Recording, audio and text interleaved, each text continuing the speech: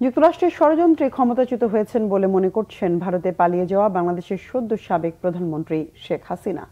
তার এই বক্তব্য প্রকাশ করেছে ভারতের সংবাদ মাধ্যম দ্য প্রিন্ট। নিজের মতামতের পাশাপাশি দলীয় নেতাকর্মীদের হতাশ না হয়ে মনোবল অটুট রাখার নির্দেশনা দিয়েছেন তিনি। জানিয়েছেন দেশে ফিরবেন শীঘ্রই। বিস্তারিত মেহরাব হোসাইন খানের ডেস্ক রিপোর্টে। দেশ ছেড়ে ভারতে আশ্রয় নেওয়ার পর থেকেই নীরবই ছিলেন সাবেক প্রধানমন্ত্রী শেখ হাসিনা। তার দলের নেতাকর্মীদের কেউ পালিয়ে গেছেন, কেউ আত্মগোপনে।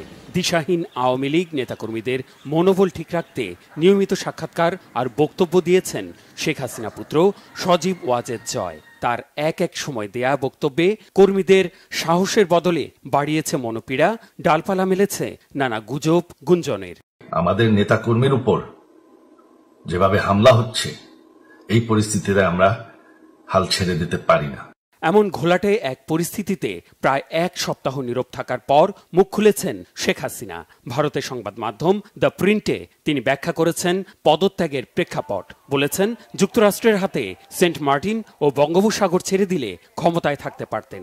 এই ধরনের বিদেশি শক্তি যেন প্রভাব বিস্তার না করতে পারে, সেজন্য সদ্য গঠিত বাংলাদেশের অন্তর্বর্তী সরকারকে সতর্ক করেছেন তিনি।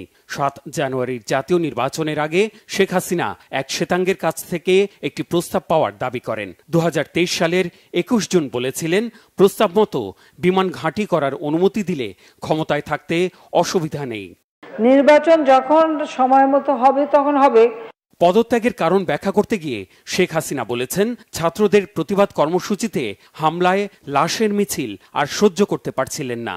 তার দাবি, এই সিদ্ধান্ত না নিলে আরও লাশ পড়ত, সম্পদ ধ্বংস হতো। দলীয় নেতাকর্মীদের উদ্দেশ্যে দেয়া বার্তায় শিগগিরই দেশে ফেরার কথা জানিয়েছেন শেখ হাসিনা। দাবি করেন, নিজে হেরে বাংলাদেশের জনগণকে জিতিয়ে গেছেন। জনগণের সমর্থনে ক্ষমতায় থাকলেও তারা যখন চায়নি, তখন নিজে থেকে সরে যাবার দাবিও করেন তিনি।